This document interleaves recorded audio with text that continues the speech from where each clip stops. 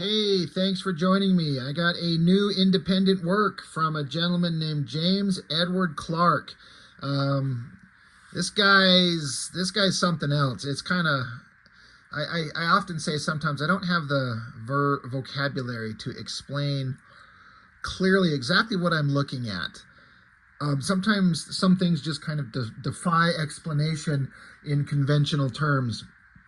I have reviewed one of his works earlier on my channel. This one right here, Pissant Apocalypse. You can see it's a little bit smaller book. This one under that we're going to look at today, kind of standard comic book size.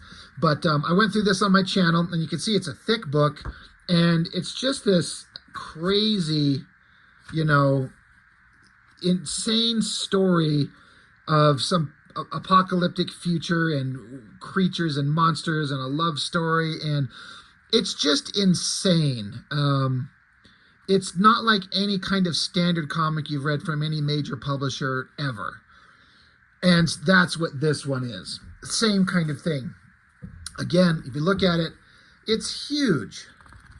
I personally appreciate that. As a guy who's made my own fan comics, my own works, let me grab one right here. I need the current one. I should have this shit ready to go. But like, this is the most recent one that I've done personally, and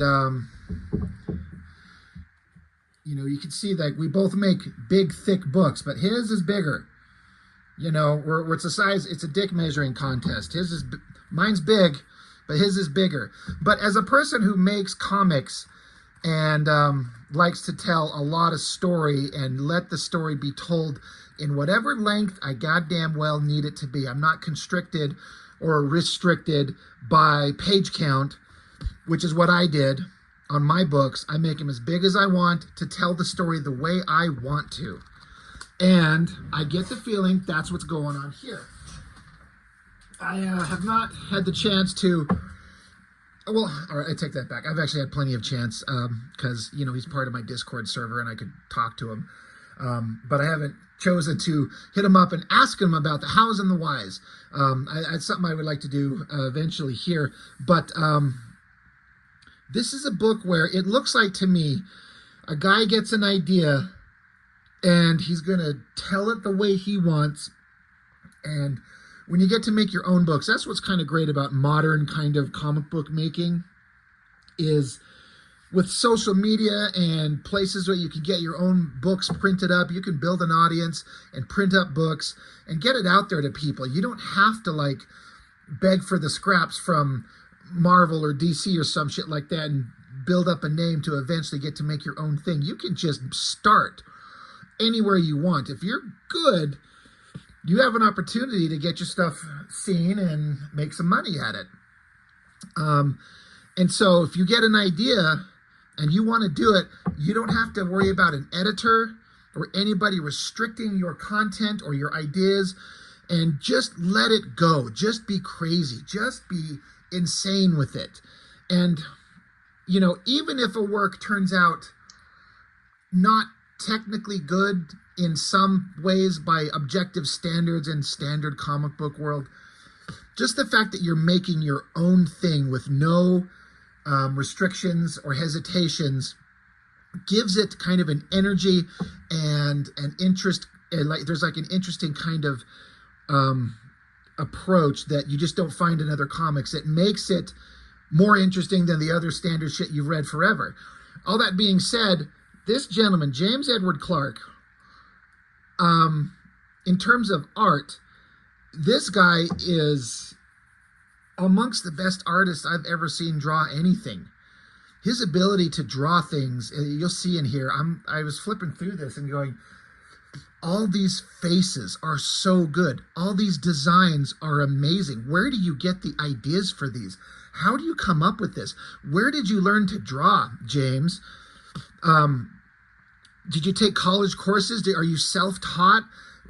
There's so many incredibly well-drawn things in here. And the thing is when you get a massive book like this, what you want and what you get in this is not one time was there a page where it felt like he was burned out and tired and losing steam and put in substandard work just for the sake of getting it out. I can't even say that. On that book I just showed you of my own, there was some places towards the end where I was so dead, tired, and burned out. I could tell. I look at it now, I'm like, oh my God, what was I doing? This is god awful.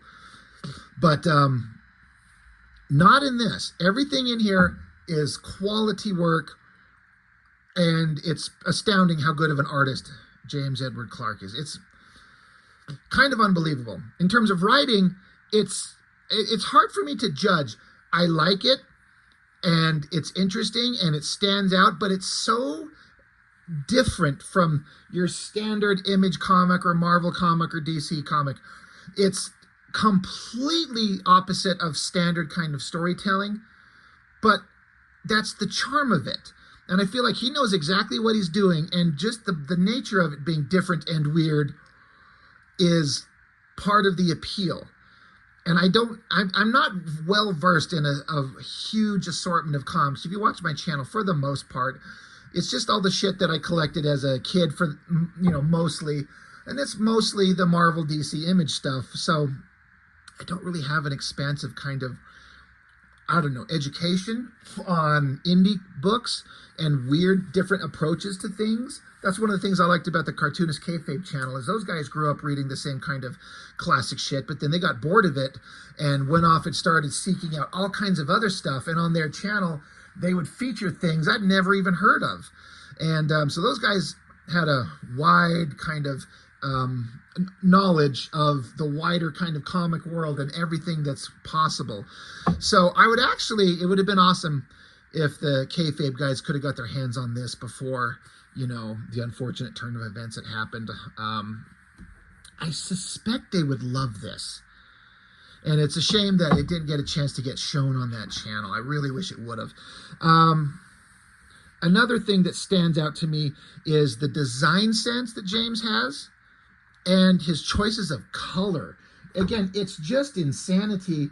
And I say that in every way that's positive. It kind of reminds me, I also just got in the mail today, Death of Power, the next issue, issue 6, that was featured, the first issue on the Kayfabe channel. And Kurt Burdick just continues making this thing, and it's so good. A video of this is coming very soon. But similarly, they're both kind of very adult comics, although Death of Power is much more graphic in its adult content. But they're so beautifully drawn, so well made, and the design sense, beyond just being a good artist, but the design sense that goes on in these pages, just kind of, to me, shows an education or an understanding of things that I just don't understand. Like, I don't get. I would never think of these things. So, he kind of, a portrait of himself, around about 2018, it says, and just kind of explains kind of a couple things about the creation of this book. You should be able to read that. You can pause and zoom or screenshot. But he, lists it as a 170-page graphic novel. Like, that book I did was the biggest one I've ever done, and it was 120-ish pages. So this gentleman put in a lot of work. I guess it's a bunch of work that he started, some while ago and came back to it and then finished it up and redrew some pages and put together this thing. And it's, it says, this third draft of Evil is what you have in your hands today. So he's been working on it for a long time, and it's not the end. It ends on like a cliffhanger, and so there's more to come, I'm sure. Right here, a link tree for James Edward Clark. I'll do my best to remember to put in a link in the description of this video about his work, so you can follow it. Just starting with this front thing here, just basic flat colors, drawing the words, horror, blood, this uplighting, the flat red, the whites. It looks so cool. I love it. And then you get the monster things here. And, there's Spanish and then a translation. I don't speak Spanish. But, what does it say? Cuando se me de noche voy alimentar a mis demonos con tu pera. And then a translation, at midnight, I will feed your bitch to the demons. I was instantly like, I don't know what's going on, I mean, you got my attention a couple of ways here, but just starting out, this is just how it starts. This awesome kind of like, it kind of reads to me like cheesy old school horror movies or comics is kind of what it feels like. And I like that. I love the lettering, the designs, a hot girl that's trapped by some bad guy. And so I can't begin to explain the story to this thing. Plus it's huge. So, you know, we're going to kind of peruse through this quicker. I mean, I can't do a page by page review of a 175 novel that will take 3 hours. But to just get some of the idea, there are some time jumps in the story. We start out in certain places and get a chunk of the story, and then we'll go back in time and see how we build up to a certain place. It's so over the top, silly, and violent, but that's the point.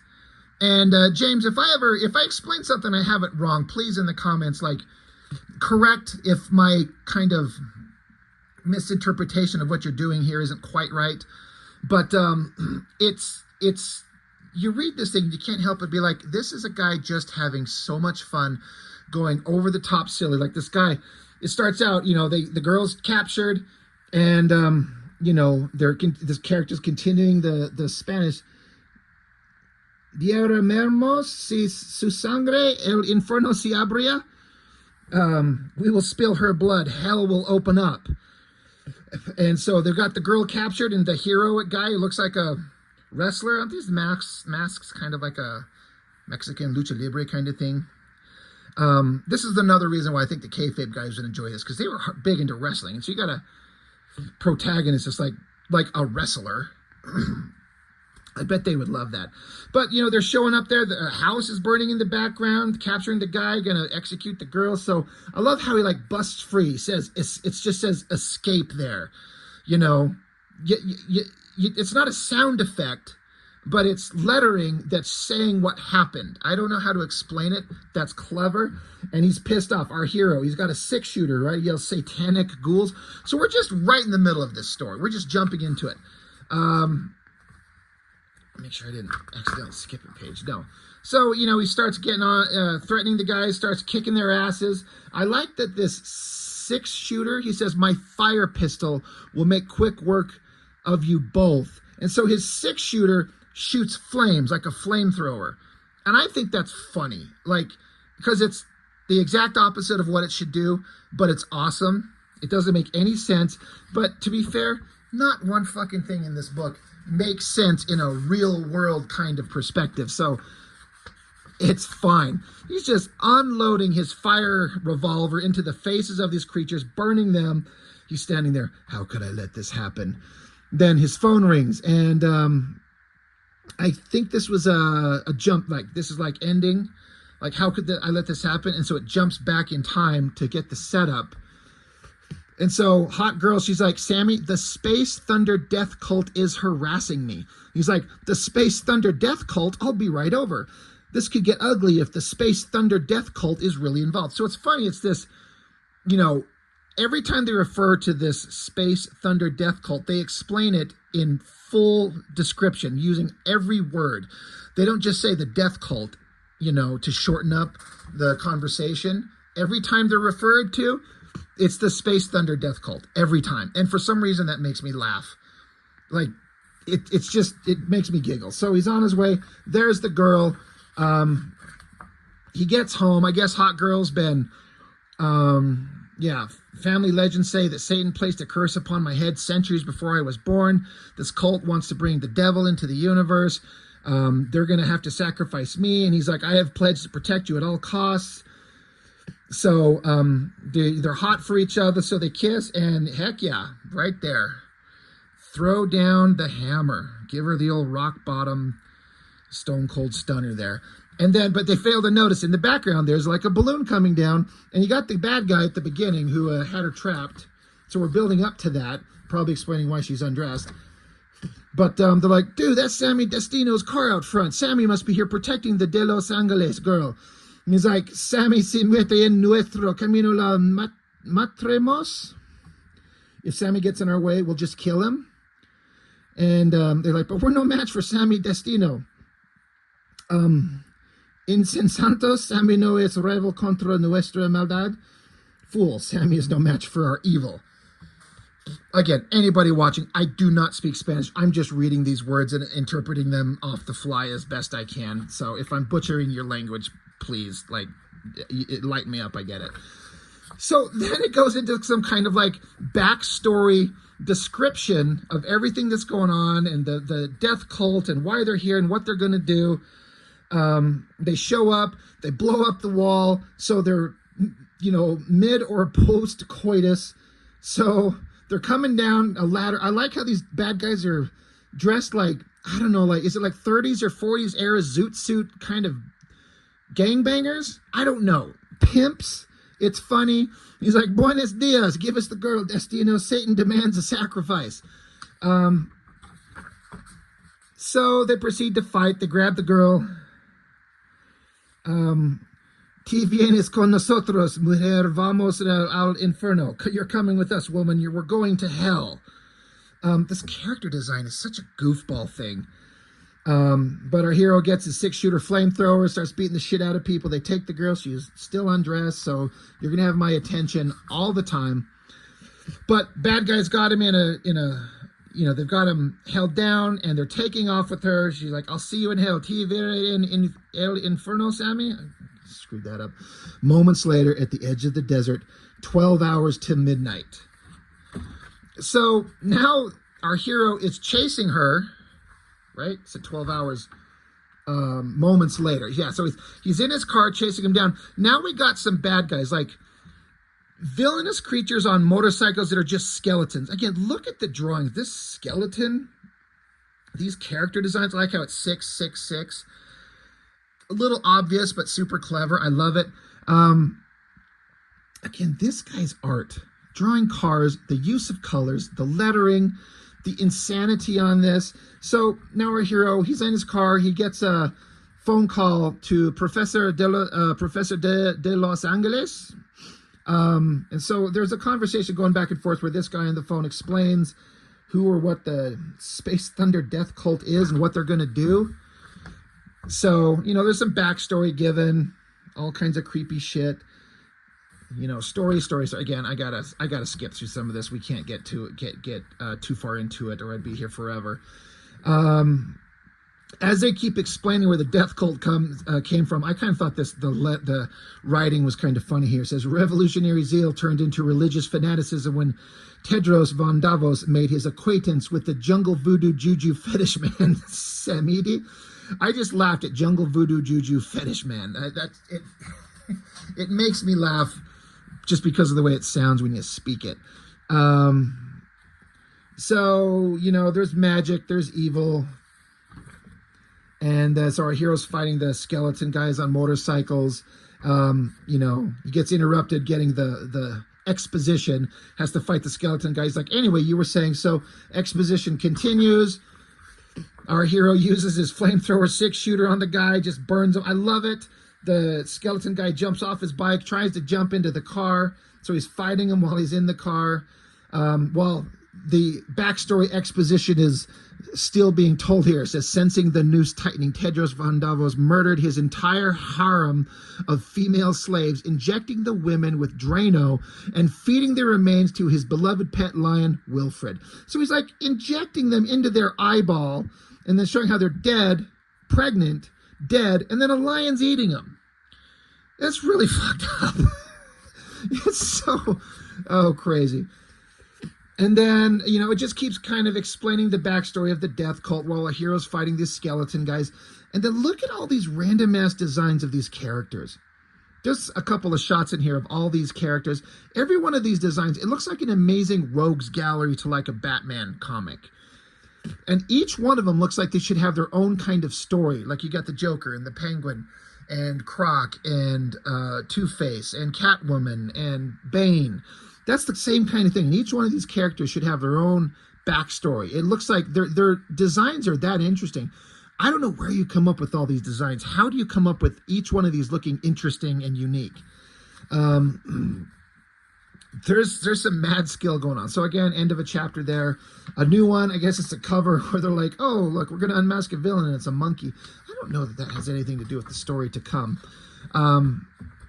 Yeah, Evil Comics Part 2. It says this Part 2 takes place 666 days before the events in Part 1. So now we're doing a time skip backwards, and we got the hero fighting a wolf creature in a wrestling ring. I gotta point out, like, look at all these faces. This guy's art. First off, he can draw some really creepy, distorted, disturbing-looking people, but he can also draw, like, her face, even though she's got, like, a look of kind of shock and confusion on her face. The features are beautiful. The eyes, nose, mouth, so well done. She's beautiful, and she's got an interesting expression. And speaking of, look at everybody in the background of these panels. Unique, interesting body shapes, body types, and different expressions on all of them. It's so crazy how good he is. I mean, Jamesedwardclark, you're one of the best artists I've ever reviewed in terms of just sheer drawing ability, man. And your dedication to creating this whole book. So basically, the insane story here, again, it's a time jump backwards. This girl that shows up, you know, I guess this is like the wrestling manager guy. He thinks this girl's showing up because he's assuming she wants to blow the hero. Literally says it here. She probably wants to suck your dick, dude. But this is his daughter showing up to try and get him back in her life. Bobby Butte Bernard. This is Satan. So, you know, it shows up, and basically, you know, it's his daughter. And what are you doing here? And she's trying to get him back in her life. And there's, you know, this drama going back and forth. Again, this guy, James, wants to tell this story and draw what he wants, how he wants, for as long as he wants. This stuff could have been told in 2 pages, but he's going to tell it in as much space as he wants to get every kind of emotional beat and expression and insanity going on. They almost connect, but then the manager guy here, he kind of pushes our heroes kind of, you know, what's it, like your guy card, you know, punching his guy card to explain, like, you could do all this amazing shit if you just would do this and just, you know, there's all this cool shit that you could do if you just stayed and do what I want. Don't go with your daughter. Stay with me. And he's like, you know what? You're right. So he's going to abandon his daughter. She's like, God damn it, Dad. You're supposed to come with me. So it's just crazy backstory. But our hero guy, he's going to go into the ring and fight. They literally say Satan. And this is our version of Satan in this thing. Horns, eyes on his lower body with teeth, and then a lower body that's made of something. It's creepy. It's weird. Main event, our hero, he's a wrestler. I mean, it's so damn weird. I hope that you look at this and you can kind of understand what I mean when I say I struggle explaining what this is besides just a guy with crazy ideas that just wants to do the shit he wants to do, and it doesn't have to make any sense, and that's the unique, and that's what makes it charming and interesting. Again, look at this crowd scene and all those faces.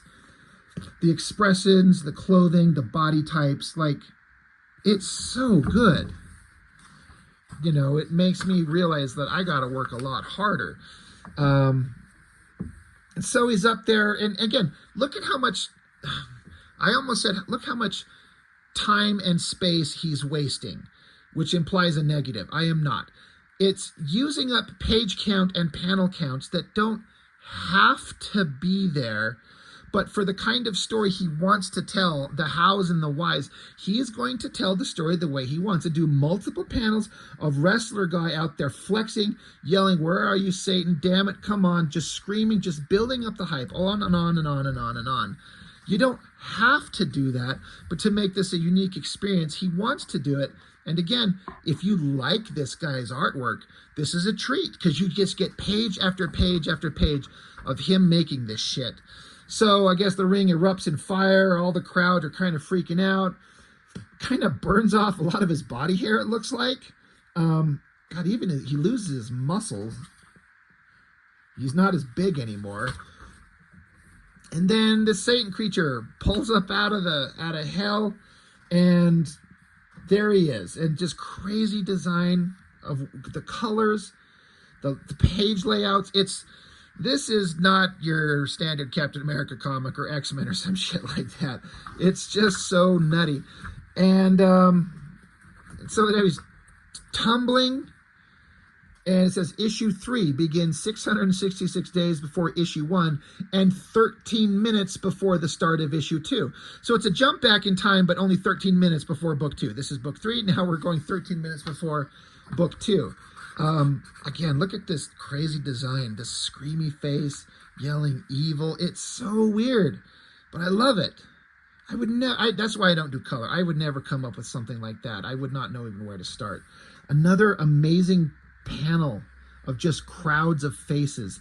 I guess I assume that, James, you draw traditionally. Like, this is not digital work in terms of the black and white artwork, right? This is pencil and pen and ink on paper. I assume. I think I've seen some original artwork. Or do you do both? I'm obviously coloring and lettering are different, but what a crazy crowd shot.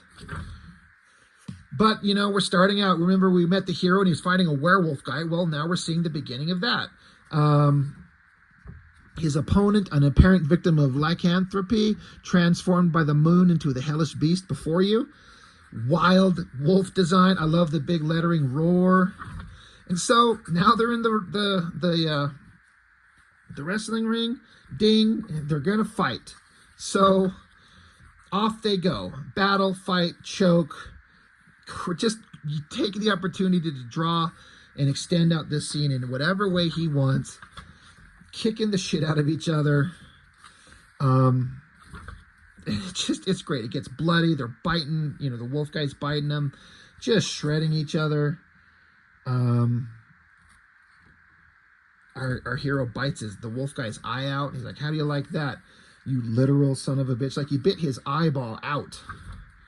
So they keep fighting, and our hero swings, punches his fist down the throat of the wolf monster, right all the way up to his freaking shoulder. And he's like, choke on my arm, choke on it. So his hand is all the way down this creature's throat. And literally gets him on the ground, puts his foot up on his face, and pulls out his heart. Look at all these faces. Look at the facial feature types. Fat, skinny, bearded. They all look kind of insane and creepy and, you know, like a wrestling audience. But he rips out the wolf's heart. I'm like, okay, this is some kind of crazy insanity. So then the ring announcer comes in. He's like, what an amazing maneuver. Can we get a word for the folks at home about your victory tonight? And so wrestling hero guy says, let the word go out from the highest peaks to the deepest depths. I fear no anthropomorphic woodland creatures. May the forces of evil bring forth rabid werewolves, vicious chimpanzees, and dreaded bunnymen. I will destroy them all. So the guy says, well, I noticed you've suffered several cuts and bites during the match. Are you worried you will turn into a werewolf? And so a hero guy says, fool, everyone knows lycanthropy is sexually transmitted. Did that look like lovemaking to you? So I'm like, all right. I guess you got to fuck one of these things to catch it. That was funny. And they're like, oh, look, the wolf creature transforms back into his human form into a relatively handsome dude. And they're like, oh my God, he was Sheriff Guevara this entire time? So then I guess it does a jump back into another time when the sheriff was helping them do some cool shit, you know, fighting something in some other time. It's just so wild. So then the story continues on. There's more backstage drama. Again, I got to get through this, but all his drawings are fantastic. Backstory given, the Satan character, the death cult, this other character, this other wrestler who's going to try and kill everybody. You know, fights happen there. Satan's coming out, so that, you know, we gotta have that fight going on. So now it comes back into real time after, you know, our hero is explaining in the time jumps back here that he was saying that he will protect this girl, the long dark haired girl Maria that we met at the beginning. I will protect you at all costs. I promise you. So now we're back in real time. He's like, I promised her, and I always keep my promises. So now we're getting into the next story. Again, another crazy design. It's got kind of like an old pulpy comic, like worn out old comic feel here. Like the pages look like it's kind of newsprint, and you know, like the coloring was maybe not reproduced the way it's supposed to be, but it's an intentional look to give it that old school comic look. And like it looks like kind of crappy newsprint reproduction, but it's intentionally made that way. That's what I see when I look at this. I don't know if that's the actual goal. Look at these faces though. They're so like rooted in realism, but distorted to be so weird. And then, so the phrase, midnight, I feed your bitch to the demons, but this time we got a cute little girl and a demon hands reaching towards her. Part 4, 20 minutes from midnight. So now we're getting back with the death cult, and he's a leader guy saying, we need 13 virgin skulls. We have 12. We need one more, so go get the skull of this kid. I'm like, oh, all right. But our heroic guy shows up, and he's like, Sammy Destino has sworn to protect all the children. So he's choking out this weird monstrous yellow-skinned creature thing, whatever he's supposed to be. You know, bad guys are planning, plotting, all these great drawings. So, leader of the bad guys, tonight we unleash the forces of hell on earth and take our place upon the helm of darkness. As masters of this doomed planet, heed the roar of the mighty space thunder. Hail Satan, space thunder death cult. And once again, we get a shot of all these villainous monsters. Again, each one of these guys looks like a character that deserves their own kind of story. Like, these are like Batman type villains. Like, I mean, it doesn't I keep referring to Batman because he's got basically the best rogues gallery in pop culture history, really. You know, second only to Spider-Man, really. But that's what every one of these guys looks like. There's an interesting story that could be done with them. It's so wild. So the girl at the beginning, she was kidnapped, and you know, they were mid-bang, so she's still naked. You know, she's still undressed, but they got a blanket covering her. So she's praying to be rescued, praying to God, please save me, save all of us from this. And our hero, he's showing up, roided out, ready to go.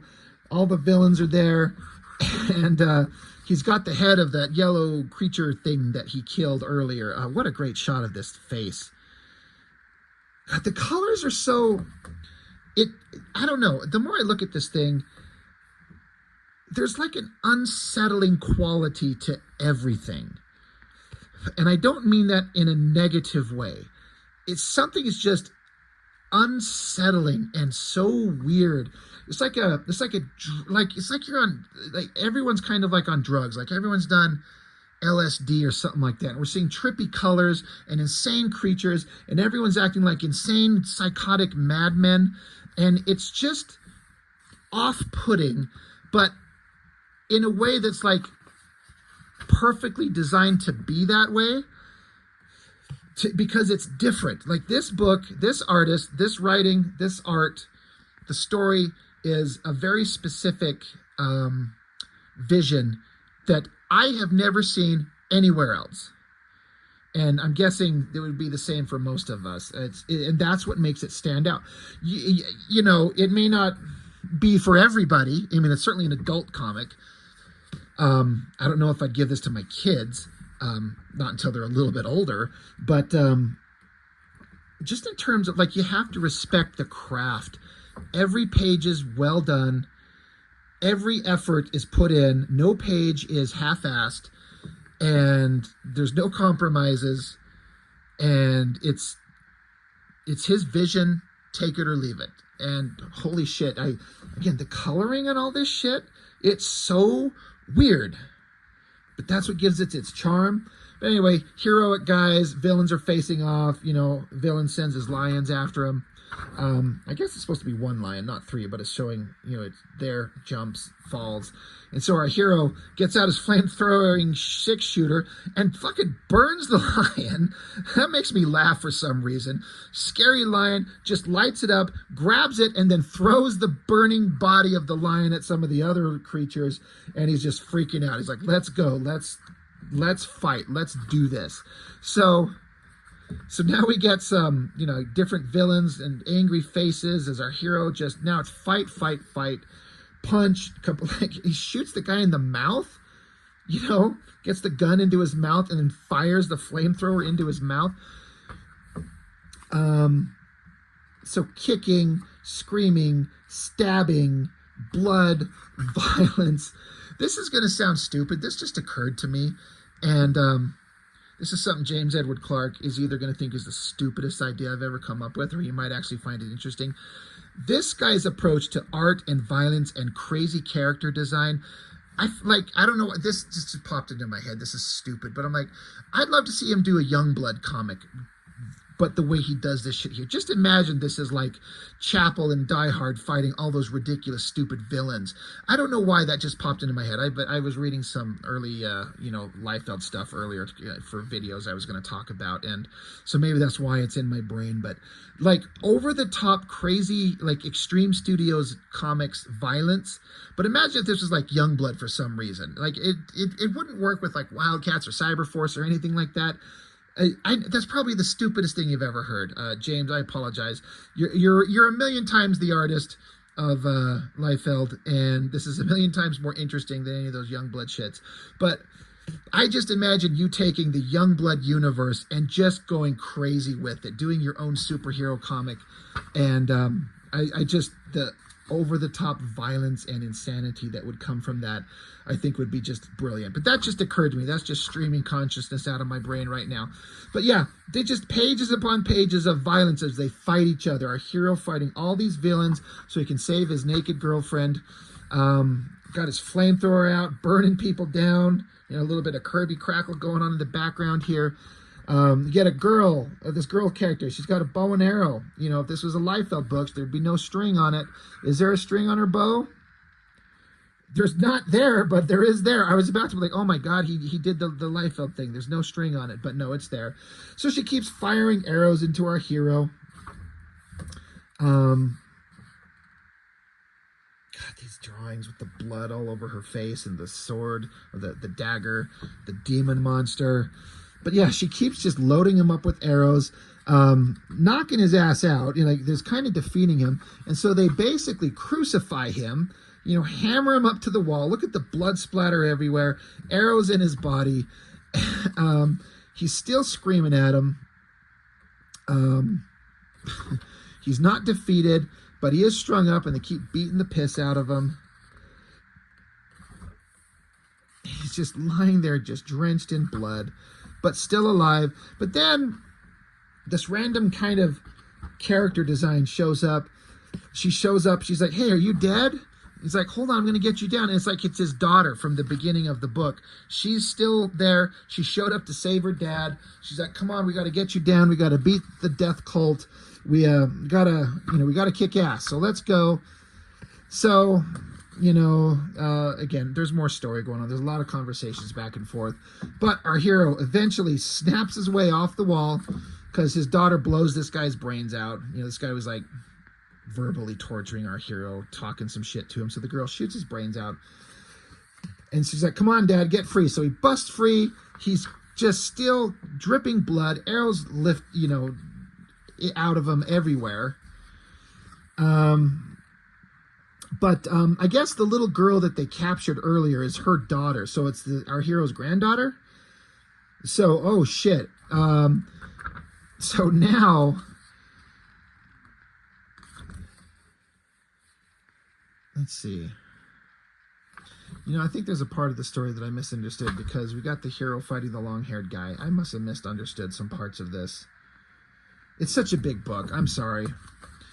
But the little blonde-haired girl that's going to be sacrificed, like, we got to go rescue her. So, on to the final part, part 5. Crazy cover. I like how it says Evil Comics. I like there's a little, it's like the Comics Code Authority in old comics, but it says here, censorship ruins everything. So I like that. It says, quote, Jamesedwardclark, no one can stop me now. Absolutely not. So Satan, you know, with the weird, crazy design, it's showing I think a time lapse of things where the girl that's his daughter got pregnant and had a baby, and then all this crazy shit goes on, and then how the baby gets kidnapped and ends up in the hands of the death cult, and that's why the mom is here with the hero of the story to stop the death cult. It's there's a lot of story going on, and all the time jumps back and forth make it like you have to pay attention to what's going on. But basically, they're going to sacrifice the little girl. And I was I was reading it. And so you got these people in cloaks, hoods and cloaks. We can't see who they are. They raise up the sword to the girl and they stab down. I'm like, holy shit, did they just kill this kid? I wouldn't put it past them. But no, it's our hero and the girl stabbing the bad guy through the throat to rescue the kid. So, all right, we're here. Machine guns firing, blowing away bad guys. So our heroes are just unloading on everybody. And then get this guy. God, he almost looks like that character from Street Fighter. That's funny. I don't know if it's like a robot dick on his chest. But, again, just more pages of fighting and violence. Just our heroes defeating the villains. Cops show up. Yeah, everything's just wrapping up. Fight. I like this page. The artwork changes to be kind of reminds me of like an old school. There's some Jack Kirby-ness going on in the kind of the line work. Like the rendering is changed completely. The energy lines to show the impacts of the fights. I feel like if this is some kind of reference to something like a Kirby comic or something like that, I wouldn't be surprised. But I like it. It's just a different kind of artistic experimentation going on. But the girl, his girlfriend, they've rescued the kid, but the girlfriend, she's still trapped. He's still on his way to rescue her. And I guess they needed some blood, so they cut her hand, and a drop of her blood hits the ground, and they're opening a portal to hell. So there's a giant explosion in the ground. Everyone's freaking out. The light from underground is just getting brighter and brighter and brighter until it just goes into full white. I love the way this was visually kind of told. Crazy. And then it just suddenly cuts to a really well-drawn and well-colored bee zipping along onto a flower. And I thought that this scene coming up was earlier in the book, but I think I was wrong. But it's cutting back to a scene where our hero and the girl, he's knuckle deep inside her, so that's kind of awesome. But they're sitting here thinking, wouldn't it be crazy if, the prophecy was fulfilled and they take me and sacrifice me and bring about hell and Satan onto earth?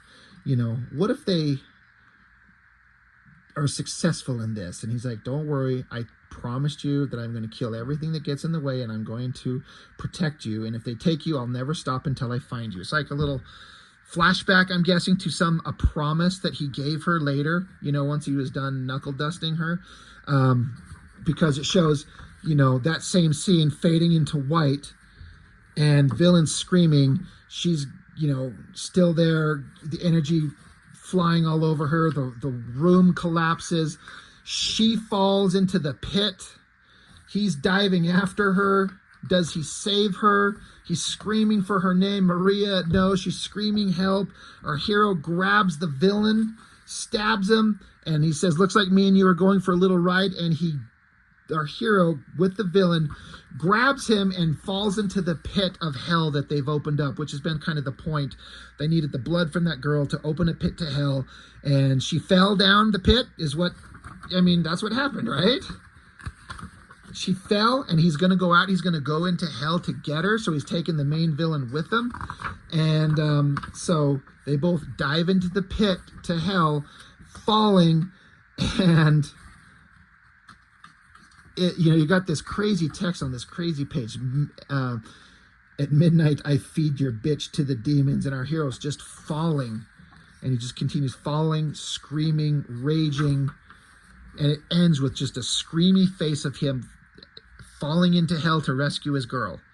End volume 1. Holy shit, that's 175 or 170 pages, he said. What a book. It's, again, James, if I kind of got some of the story elements wrong or I missed something, I do apologize. It's so much work. But what a work, dude. It's so weird. It's so crazy. It's so interesting. I don't know where you get your ideas. I do not know where you get your drawing abilities from. Did you make a deal with the devil to be that damn good? Um, and I like the idea, like the basic concept. I mean, just taking the basic story.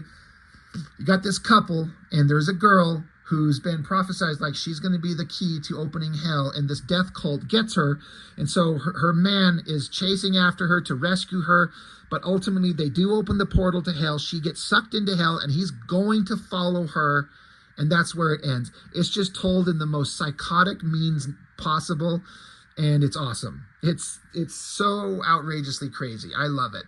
So James Edward Clark, I do apologize for taking forever to get this, but if it's any consolation, anytime somebody sends me their book, I never get to it quickly. It's always days, weeks. There's a couple times where it was a couple months, and I do feel bad about that. But it's an astounding work. Even if you're someone who doesn't like the art and you don't care for the story or the way it's told, you gotta respect the man's grind. Like, he made this thing, and with no compromises, he made what he wanted, and that by itself deserves respect. But for me, the artistic skill in it, and making this thing and wheeling it out there, I'll have a link in the description to his social medias. Go buy a copy of this. Get this book. Get his Pissant Apocalypse. Commission him. He might do that too. Support a guy. Support all these guys. Hey, support me. You can buy my comics too if you want. You don't have to, but it'd be nice. I got copies of my Master's End fan comics still available. Hey, buy a copy, guys. But anyway, Evil by James Edward Clark. God damn, this is something. This is insanity, and I love it. So James, thank you, dude. This is awesome. I appreciate it. Can't wait to see whatever the hell you got next, man. So anyway, that's all I got for now. Thank you for watching. I'll see you next time. Bye.